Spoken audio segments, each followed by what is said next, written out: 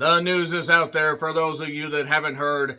Starting in early 2026, WWE's PLEs. God, I hate that term so fucking much. It doesn't roll off that goddamn tongue like so many beautiful women or so many men. Whatever your flavor is, if it's going to roll off your goddamn tongue, if they're going to roll off your goddamn tongue, just make sure you call them in the morning. But before you call that person in the morning, let's talk about the fact that, boy, WWE PLEs, let's just call it that, even though pay-per-view sounds so much goddamn better. The pay-per-view model is so goddamn archaic in WWE's eyes, but no more! The Peacock deal will be up in early 2026, and then they will move to ESPN's new streaming platform that's launching in just a couple weeks, and the initial price point is going to be $30 a month for various sports. Even though I'm sure they'll find a way to nickel and dime every goddamn Tom, Dick, and Harry Thornton. They'll find a way to get every goddamn nickel and tweak it and milk it out of them. Yeah, wrestling fans are going to have to pay a lot more for a lot more ads, a lot less action, and stars are eventually going to fucking fade. They think the dwindling fan base is going to pay more for less. Oh, WWE, Disney, ESPN, TKO, they're going to find out that wrestling fans are fed the fuck up. Am I just going to talk about WWE? No, but let's get this going. I'm John Redland with my real honest thoughts on WWE PLEs moving to ESPN courtesy of Disney. No, that's not the whole goddamn title. I think that goes past the character limits. But yes, news broke earlier this morning that ESPN is going to be launching a new streaming service. This is not the same as ESPN Plus. It is bundled with Hulu and Disney. I have the Hulu, Disney, and Max deal, just so you know, to give you an idea. And I'm going to break down some of the other, like things that are going on here. Everybody and their mother and their mother's mother and their mother's brother are doing videos on this, and this isn't going to hopefully go way too long. I'm not going to get angry about this, because I understand why they're doing it. TKO acquired, or Endeavor, TKO, whatever, acquired WWE for a shit pot full of money, and they are trying everything to recoup that investment. I get that. Hence the increased ticket prices. I get that. It's stupid. It's pricing out a lot of people that even make proper money. I'm not going to go to a WWE pay-per-view. I don't care if they run the fucking Rumble or Mania or SummerSlam in Seattle. I don't care. I'm not going. I'm not fucking going for that price. But, yes, starting in 2026, news broke earlier today, and I believe there's still stuff to break down, but starting in 2026, we're going to see the WWE Premium Live events, aka the pay-per-views, move to ESPN's new streaming platform. I believe it's direct-to-consumer, if I call it, DTC. Sounds like goddamn poison, which actually is kind of fitting for what ESPN has become. Just let me make it clear. PTI, Around the Horn when it was still around, the Dan Le Batard Show, highly questionable. There was a time where I would not miss a goddamn thing. I would DVR shit if necessary, if I was going to miss it at work, and I would catch up on it. There was some good stuff. And SportsCenter, for a while, was pretty goddamn good. And there are some really good, teams out there. NBA, WNBA, NHL, various others. And ESPN has made a push to get a lot more, sports, leagues under their goddamn umbrella, LAAA. Disney has gotten to the point where they have so much goddamn money, more money than about 15 federal governments put together, that they probably could just acquire almost every streaming service out there, which is probably where we're heading in about 5 to 10 years. So, yeah, $30 a month, well, $29.99, so basically it's $300 a year if you want to do the annual plan. I think that's how that term goes. The initial price point. I'm going to say right now, I can guarantee you that after the first year, maybe even after the second year, we might go to 2028 before they do a price increase, but it will go to at least $40 a month. And then it will go to $50 a month. They're going to do what they did with UFC. They're going to do it where they're just going to give rise to the pirating sites, or as long as you have a really good ad blocker and you have a good VPN, you can just watch this shit and make it like an international server and stuff like that and have a lot more fun. I will say that I'm not going to do that, but I'm not going to fault anybody that does. Mainly because I don't want to invest in a laptop. I don't necessarily want to just sit on the home computer And I do not have a smart TV. I've had this TV actually since 2011, and it has held up pretty goddamn well, which means it'll probably break down in the next 2 weeks, and I'll have to end up buying another one. But oh well, that's fine. It's okay. Lasted a hell of a lot longer than I thought it would. But I will say right now that before I dive into a few more details of the minutia of this whole thing, I will not be reviewing WWE on the regular much longer if this is the route they're going to take. Because a lot of their events, I'm sorry, have not been worth more than the $10 a month. Now, the wrestlers put their bodies on the line. The wrestlers deserve to get paid. Talking from the lower level all the way up to the big, big stars. But I want you to go back to, for those that have been, maybe like even semi-long subscribers or even just in the last few months. I did a video on the age of wrestling for AEW and for WWE. And I talk about the ages of various talents. And people that are older than they seem. There are those that are about to break down. There are those that are probably about to leave. And take a look at the people coming up. There are a lot like Seth Rollins, Roman Reigns, others, and Cody, and various ones that, yes, they can prop up for now. Are they going to be wrestling in another 5 years? Are they going to be wrestling in another 3 years? It's hard to tell. That's another story for another day.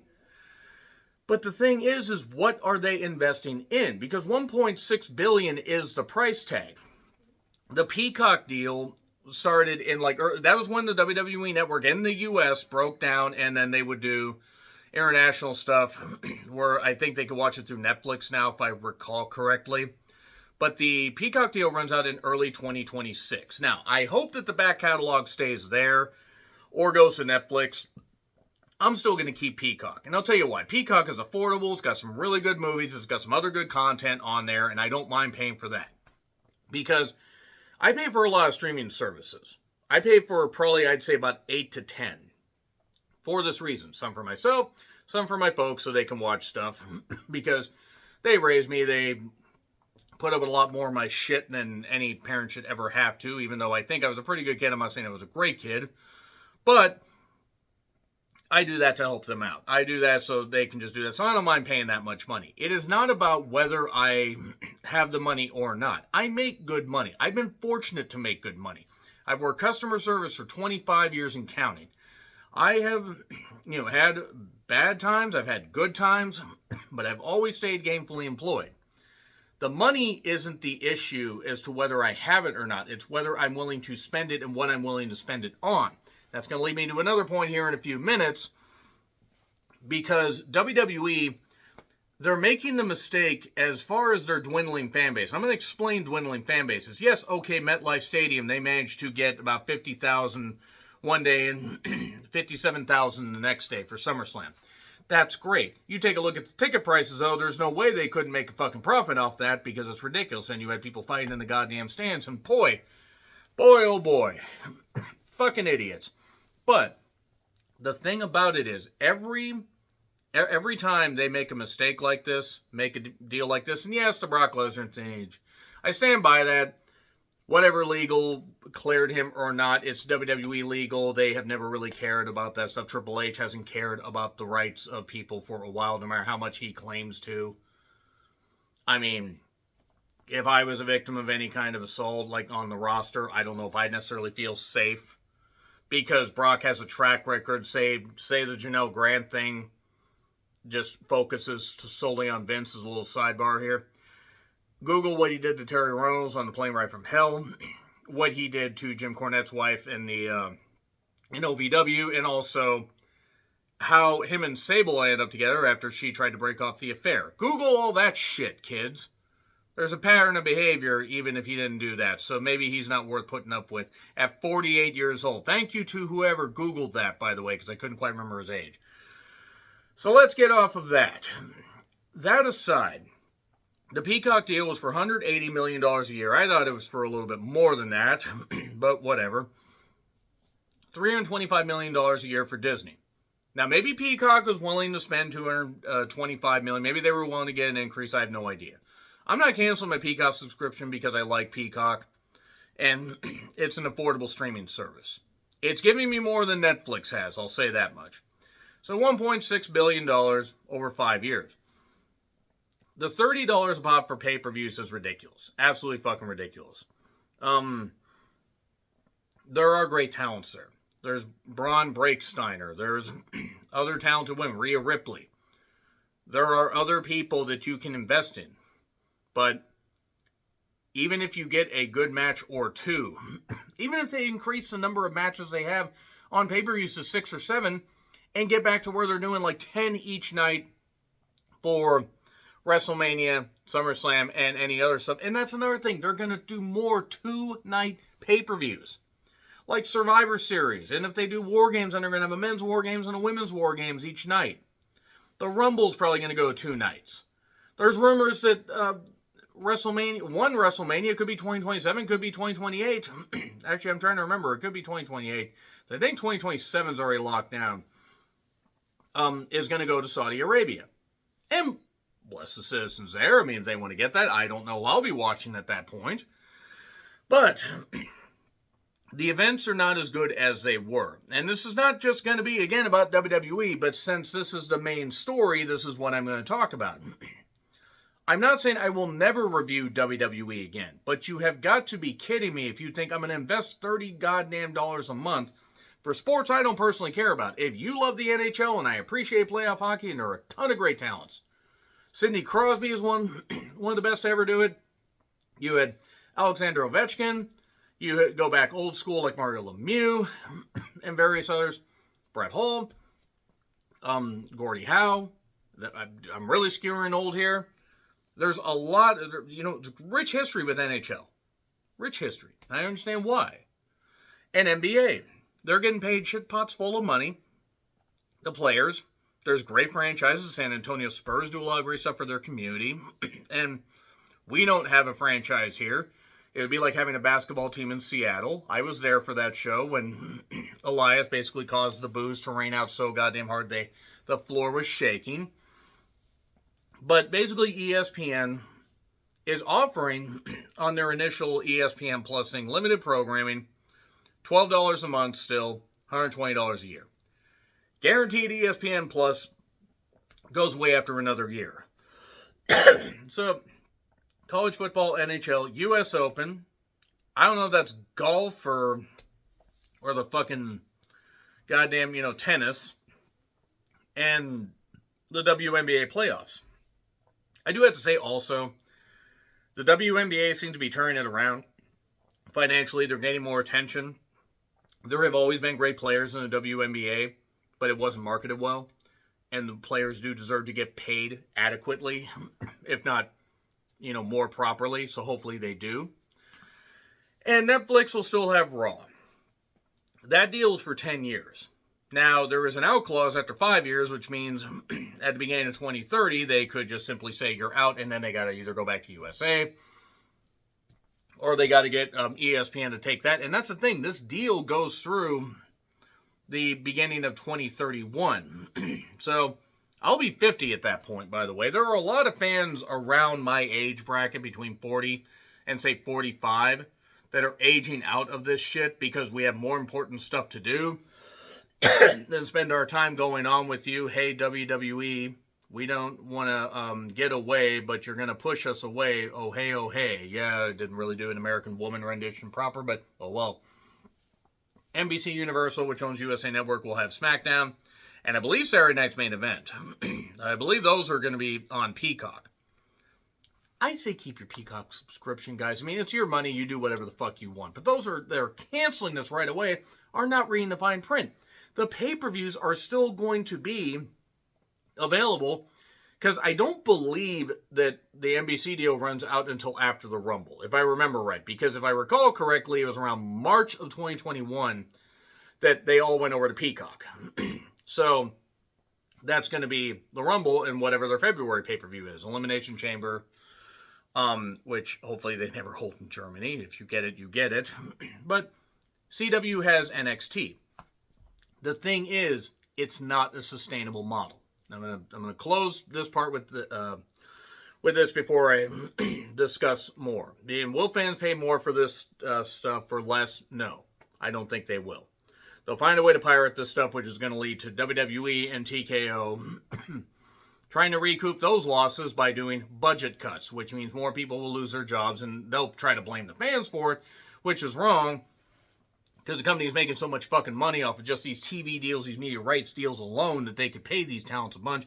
Also, maybe you don't need to have so many wrestlers under your umbrella that never make it to TV, but whatever, you got to invest in the future. It's fine. It's fine. Another story for another day.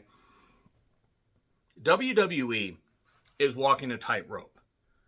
I have not watched SmackDown in, succession for months and months and months. I watched the one where, they did the Hogan tribute right after Hogan's death. I stand by everything I said in my Hogan tribute. You can check that. I probably could have gone a lot deeper, but I had already gone over 40 minutes. And Raw, I'm not even probably going to watch any of that this month because, and we're recording this in August, by the way, just in case you don't check the date and you watch this in, say, September, October. I got a bunch of other stuff I got to do, and that's kind of where this is leading. The pay-per-views just aren't as fun anymore. I have a lot of them on in the background. I write notes, but if there's matches I don't care about, I give it a couple minutes, and then I might go feed my cat, go do some yard work, go do whatever, go do a little housework, clean a few things, hang upside down from, the goddamn, sling that I have in the other room, in a gimp mask. I don't do that, but if you do, whatever. The whole thing is, fans are going to find more things to do with their time. And younger fans are not going to be happy about this, despite the streaming thing, because it is hard out there, not just for a pimp, but it is hard out there to come up with more justification to invest in various forms of wrestling, which is going to lead me to another point here in a little bit. And I know I've said that, but I'm closing with this. WWE's tightrope walk is going to lead to them eventually having their bubble burst to where they're not going to be able to run these giant arenas for their television tapings. They ran Raw, I believe recently, or an upcoming Raw, where the capacity is around 20,000. They only sold around 9 to 10,000. Now they can shoot it and make it look good. But if you can't pack arenas like that, you shouldn't be running them. You should be running smaller arenas and making sure you keep your overhead low. Because eventually, the money is going to, come with the necessity of producing. And if they don't produce a lot of great content, and people are tuning out, and SmackDown ratings, NXT ratings are kind of just there because it's network television, and it is what it is. And I will not watch the NXT product on the regular because I can't stand the commentary, view things, whatever. But Raw is what it is. So many advertisements, and they're trying to get more and more of that money recouped, and I get it. But it is getting to the point now where you're just going to start seeing logos all over the goddamn screen, and if I had the adding technology, I'd do that. WWE, their tightrope walk, will eventually end with them falling like Dick Grayson's family, and if you get it, you get it. It's not going to end up where, Robin's family. But the thing is, WWE's problem and TKO's problem is they think, they'll just pay anything. They'll just take anything that we give them. Yeah, they're drawn for the big pay-per-views. I imagine Clash in Paris is probably doing pretty well. Their international events are doing pretty well. The thing is, though, regardless of who's in charge of the goddamn country, even the orange blob that we have right now, or whoever was in charge in the last, few years, whoever was in charge 15 fucking years ago, when the pay-per-view model was more the norm and everything before the network got launched, they were having issues getting significant amounts of buys for a lot of their pay-per-views outside of the big four, the Rumble, especially Mania. In fact, Mania 28, yeah, the one with Rock and Cena and everything, was the last one to do over 1 million buys, because then they had Mania. Maybe Mania 29 did pretty well. And then they went to the network. They tried to go back to the pay model and increase the price from 30 to 40 to 50 to 60, especially for the big events. There ain't nobody's going to pay for that fucking shit. They're going to have people pirating it. They're going to have maybe people drop in for that particular event and then bop out, so they'll get some money, but they're not going to have a sustained audience. People are going to age out. People are going to find other options, which is going to lead me to something else. But people are going to find other options to invest in. So WWE better fucking be careful, because I'm not going to continue to review WWE on the regular or wrestling in general past this year, because it's just not as fun as it used to be. The views have dropped, which I know sometimes I can rant, I can be ridiculous, I can go long like I'm going on this video. And I apologize, but I got a lot to say. But it's like how I, went long on both the SummerSlam videos. How I've gone long on some of the WrestleMania videos. I usually don't do breaking news stuff like this, but I felt the need to talk about this stuff. I mean, I just feel that it's important to put my thoughts out there. WWE has gotten to where it is so ridiculously just pasteurized and sanitized. There are moments that I enjoy, but then you got WWE Unreal, you got other things. It's not as fun as it used to be. So if I drop a ton of wrestling content after this year, I apologize. It'll also be the last year I probably do my favorite and least favorite matches and wrestlers list of the year. That's it for the WWE portion. Let's talk about AEW. Why don't we talk about AEW right here? AEW's pay-per-view model needs to leave. $50 a month is ridiculous. Now, yes, as a friend pointed out to me, and he's right, I do want to say, they give us a lot for our money. They give us almost too much. To the point where they're doing some of the same shit that they did in the first 3 matches in the semi-main and the main event. And stuff sprinkled out through. But as somebody that has been at 2 AEW pay-per-views, Wrestle Dream 2023, Wrestle Dream 2024, they could have cut 3 matches out of that, sent everybody home happy, and we wouldn't have been nearly as exhausted. And that's just seeing it live. Paying $50 a month in the U.S. I want to emphasize that. In the U.S. International fans ain't got to worry about that shit. It is ridiculous. Now, at first, it made sense because they were waiting on a new media rights deal, which they got. And then through the pandemic, that kind of stuff. And then they got back to touring. Now with the Max deal, the thing that Tony Khan needs to do, and Tony Khan is not perfect as a boss by any stretch of the imagination. I got a lot of issues with his booking. I got a lot of issues with his other stuff just as a wrestling fan, which he claims to be. But get on the phone with the people at Max, Warner Bros. Discovery, whatever, and say, how can we make it happen where we get our pay-per-views onto Max for maybe an extra $10 a month, added to the subscription, which is basically the same thing that we're paying for Peacock right now. They add that just for extra $10 a month to Max. They will get a boost. People will be watching more on Max, since apparently they're getting 5 million a week, for Dynamite and Collision. I kid, of course. They're getting some good numbers, but not as great as I think they thought. They could honestly take a whole bunch of fans. They're willing to give it a shot because they're running pay-per-views. They may not be running 12 a year, but they're running 10 a year. Because they do take January and February off. At least they are right now. Who knows? That could change by, say, October, November, when they suddenly announce, we're going to do 1 a month. Oh, boy. Jeez, on the WCW route. And they do good buy rates. They've done pretty much 100,000, plus on pay-per-views. I mean, I think sans a few. I think there were a few. Maybe they did 90,000. That might have been either during the pandemic or,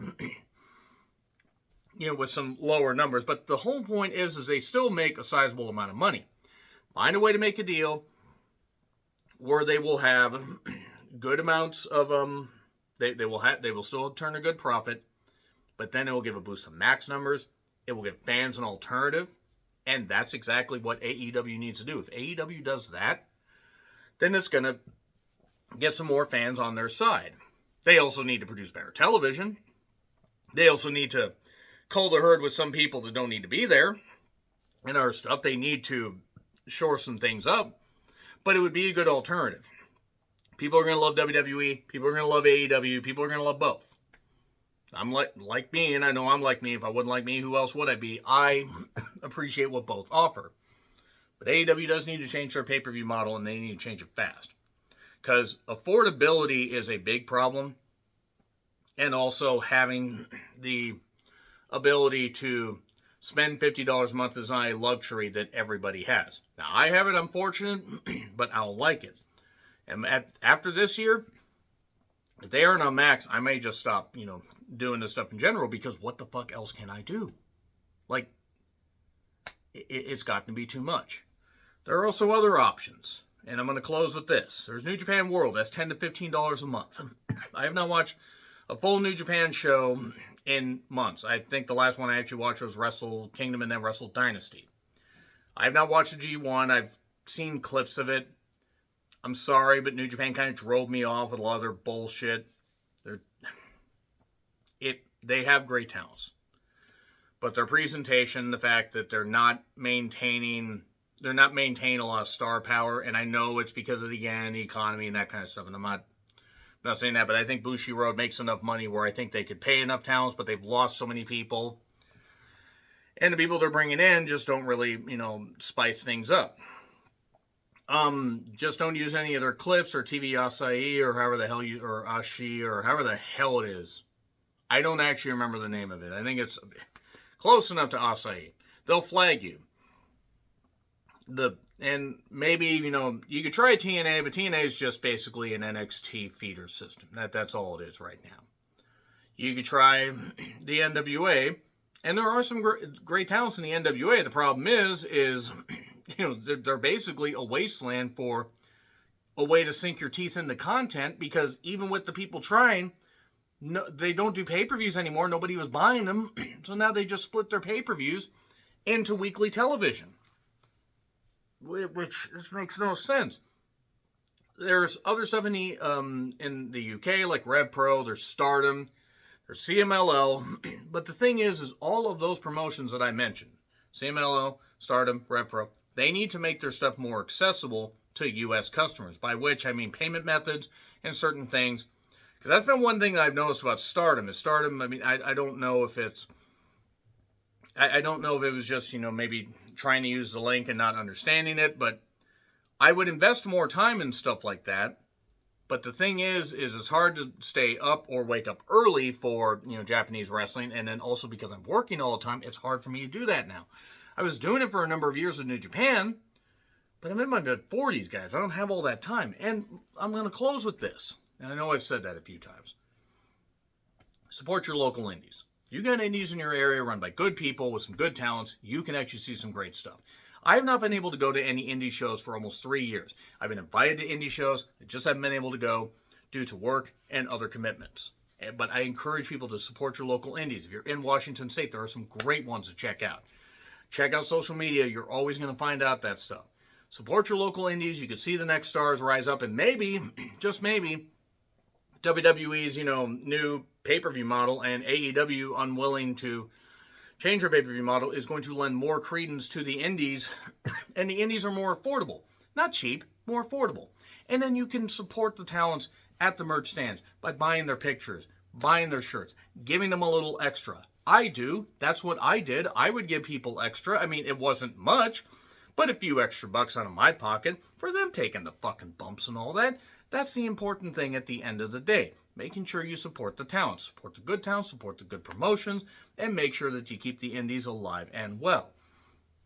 That's really all I have to say right there. So it is a bit of a long video, but those are my thoughts on the ESPN deal, AEW's pay-per-view model, and various other things.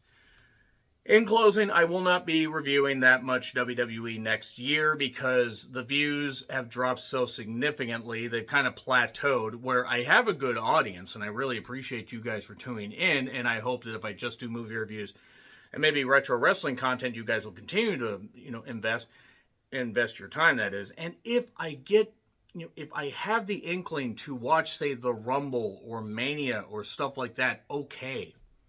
And maybe a couple big AEW pay-per-views if they don't switch to Max and do the stuff I talked about, it will get to the point where wrestling, new wrestling will kind of disappear, at least from this channel.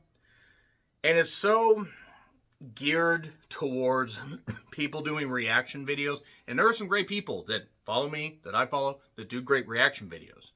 But there are also others that I don't follow that I see clips of where it just seems so stagey. If you react like a legit fan, you're going to get attention. If you just are doing it for clicks and everything, it's kind of ridiculous. Have fun, content creators. Support your local indies, and let's take care of each other, and let's do what we can to support wrestling. From the independent level all the way up to the big, support the wrestlers, not the companies. But yeah, WWE is going to get a cold, hard slap in the face when they realize people aren't going to invest $30 goddamn dollars a month, even if they can. Gonna be fun. So, agree, disagree, what I said, like, share, subscribe, Twitter, Letterboxd, Blue Sky handles in the description. I'm John Rentland. Until we meet again, happy trails to you.